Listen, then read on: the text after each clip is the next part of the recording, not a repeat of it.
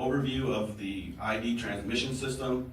ID operates the 230 kV voltage class, 161, 92 kV, and 34 kV voltage classes.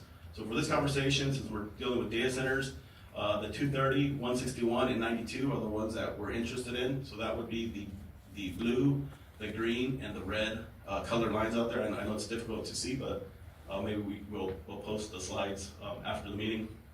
And then we do have 6 tie lines. So tie lines are transmission lines that interconnect the ID system to neighboring utilities. We have 2 tie lines with Southern California Edison up in the Mirage area, so that's in the Palm Desert area, in the Coachella Valley. We have 230 there. We have 1 230 kV line interconnected with San Diego Gas and Electric at Imperial Valley via our S line. And then we have 2 161 kV interconnections with WAPA. WAPA is a federal entity, Western Area Power Authority. We have 2 of those interconnections to the east of us.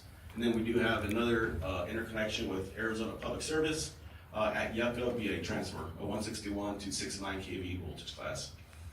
Tie lines are important also when we're talking about data centers because they're very large loads. So tie lines become lifelines when there are disturbances in the system. So we lose transmission lines, we have difficulties importing power or exporting power. So if we had more tie lines, we could potentially bring on more load. But given we're somewhat limited with just the 6 tie lines, we need to be careful on how much load we're bringing on. And another key point there is if we do lose generation for whatever reason, we could request assistance from our neighboring utilities, and we bring in that power through these tie lines. Through these 6 tie lines that I'm referencing. With data centers, for example, if we bring on 100 megawatts of data center load, and we lose generation, and we don't have enough generation to make up for that load, we would rely on our neighboring utilities to help us make up for that generation. Because if we can't make up that generation, we start load shedding.